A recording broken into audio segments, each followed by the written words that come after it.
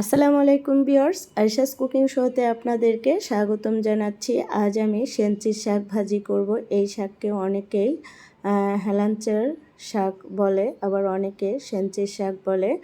তো আমি কিছু শাক নিয়েছি, এই শাক ভালো করে ধুয়ে নিয়েছি।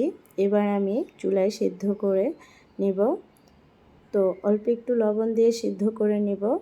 আপনারা চাইলে ডাইরেক্ট ফোড়ন দিতে পারেন। তো আমি প্রথমেই সিদ্ধ করে নিচ্ছি। আমি অন্য চুলায় শাক বসিয়ে দিয়েছি, সিদ্ধ হতে থাকুক। আর একটি চুলায় ফ্রাইং প্যান দিয়েছি।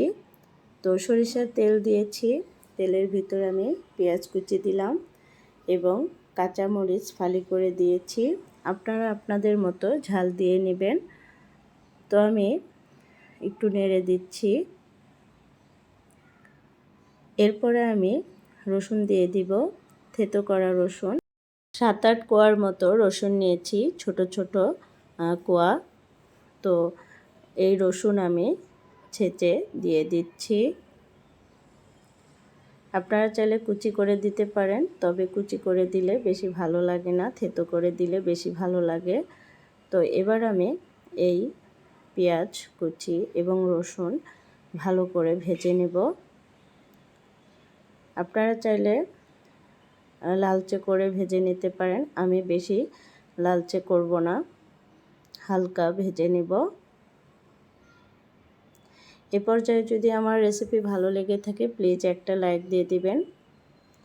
তো পেঁয়াজ ভাজা হয়ে গেছে, এবার আমি সিদ্ধ করা শাক দিয়ে দিব। আমি শাক একটু লবণ দিয়ে সিদ্ধ করে নিয়েছি এবং অল্প একটু পানি ঝরিয়ে নিয়েছি। বেশি পানি থাকলে ভাজা ভালো হয় না। তো এবার আমি নেড়ে দিচ্ছি। আপনারা চাইলে ফোড়নের ভিতরে শুকনা মরিচ দিতে পারেন। তো আমি শুকনা মরিচ খাবো না, সেজন্য দিলাম না। তো এবার ভালো করে নেড়ে দিচ্ছি। আমার চ্যানেলে যারা এসেছেন প্লিজ চ্যানেলটি সাবস্ক্রাইব করে পাশে থাকবেন। তো আমি শাক ভেজে নিচ্ছি, শাক ভাজা হয়ে গেছে। এই শাক গরম গরম ভাতের সাথে খেতে খুবই মজা।